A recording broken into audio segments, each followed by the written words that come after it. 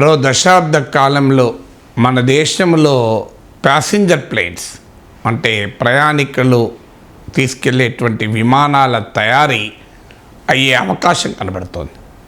ఎందుకంటే ప్రపంచంలో విమానాలు తయారు చేసే ఇకోసిస్టమ్ అంటే విమానాల మ్యానుఫ్యాక్చర్ తయారు చేసే పూర్తి స్థాయి ఇకోసిస్టమ్ చాలా కొద్ది దేశాల్లోనే ఉంటుంది. మన దేశంలో కూడా మేడ్ ఇన్ ఇండియా పూర్తిగా భారతదేశంలోనే తయారైన విమానాలు ఇంకో దశాబ్ద కాలంలో నిజరూపం దాల్చబోతున్నాయి. ఎందుకు ఈ మాట చెప్పగలుగుతున్నామంటే కేంద్ర ప్రభుత్వం కూడా నరేంద్ర మోడీ ప్రభుత్వం మేక్ ఇన్ ఇండియా కార్యక్రమంలో భాగంగా ఈ విమానాల తయారీ కార్యక్రమాన్ని ప్రోత్సహించాలని చూస్తోంది. ఇప్పటికే గుజరాత్లోని వడోదరాలో ఎయిర్బస్ టాటా వారి మధ్య C295 మిలిటరీ ఎయిర్క్రాఫ్ట్ తయారీకి ఒప్పందం కుదిరింది. సో అలాగే మీకు లేటెస్ట్గా H125 హెలికాప్టర్ తయారీకి కూడా ఎయిర్బస్ టాటా వారి మధ్య ఒప్పందం కుదిరింది. సో ఇలా ఈ ఎయిర్క్రాఫ్ట్ల తయారీకి ఎయిర్బస్ ఇప్పటి వరకు 5 దేశాల్లో మాత్రమే కార్యక్రమాలు నిర్వహిస్తోంది. America, Canada, France, Germany, China. So ఇలా విమానాల మ్యానుఫ్యాక్చర్ ఈ హెలికాప్టర్లు, మిలిటరీ విమానాలు, కార్గో విమానాలు, సరుకులను రవాణా చేసే విమానాలు వీటిని మ్యానుఫ్యాక్చర్ చేసుకోవటానికి ఎంచుకున్న 6వ దేశం మన దేశం. ఈవెన్ ఈ C95 మిలిటరీ ఎయిర్క్రాఫ్ట్ కూడా కొన్ని విమానాల్ని ఫ్లై అవే కండిషన్లో కొనుక్కోవాలి, మిలిటరీ కార్గో విమానాన్ని. మిగతా కొన్నింటిని మాత్రం ఇక్కడ రూపొందిస్తారు. ఇలా భారతదేశంలో విమానాల తయారీకి డిమాండ్ అవకాశాలకు కూడా ఒక రీజన్ కూడా ఉంది. దేశంలో మన విమానయాన రంగం గణనీయంగా పెరుగుతోంది. ఇటీవల టాటా వారు కొనుగోలు చేసిన ఎయిర్ ఇండియా, ఇండిగో 2000 విమానాలకు ఆర్డర్స్ ప్లేస్ చేశాయి. సో 2000 విమానాలంటే మామూలు విషయం కాదు. నెక్స్ట్ 15 ఏళ్లలో 2000 ప్లేన్స్ మేము కొంటామని చెప్పి ఆర్డర్స్ ప్లేస్ చేశాయి.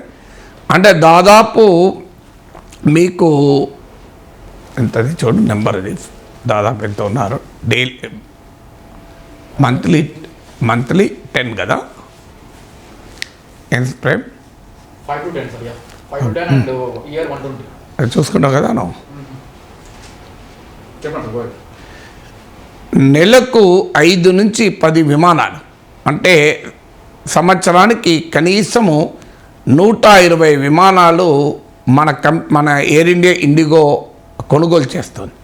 అంటే నెలకు 5 నుంచి 10 విమానాలు కొనుగోలు చేస్తున్నప్పుడు అందులో కొన్నింటినైనా ఇండియాలో రూపొందించాలి, తయారు చేయాలి అనే ఒత్తిడి ప్రభుత్వం వైపు నుంచి వస్తోంది.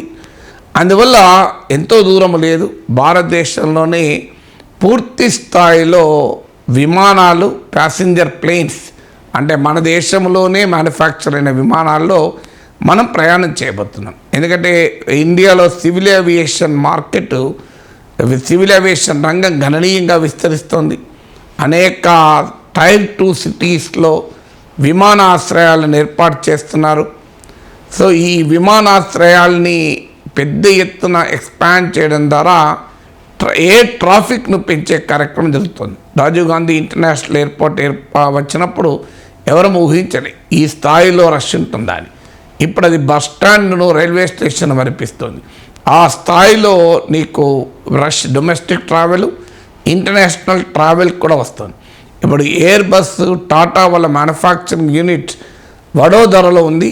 ఈ వడోదర ఇప్పుడు అహ్మదాబాద్, ముంబై మధ్య రాబోతున్నటువంటి బుల్లెట్ ట్రైన్ నెట్వర్క్లో ఉంది. అందువల్ల ఆ ప్రాంతమంతా ఇండస్ట్రియల్ జోన్స్కు డెవలప్ అవుతున్నాయి. బుల్లెట్ ట్రైన్ పైన చేసిన వీడియోలు మీరు చూడవచ్చు. సో అందువల్ల దేశంలో జరుగుతున్న urbanisation, upward economic mobility, upper middle class, richest class emerge కావడం, దేశంలో అసమానతలు పెరుగుతున్న మాట నిజం. కానీ అదే సమయంలో దేశంలో upper middle class, rich class కూడా, సూపర్ రిచ్ క్లాస్ కూడా పెరుగుతుంది. వీళ్ళలో మొబిలిటీ కూడా పెరుగుతుంది, ఎఫోర్డబిలిటీ పెరుగుతుంది. కన్జంప్షన్ బిహేవియర్ కూడా మారుతుంది.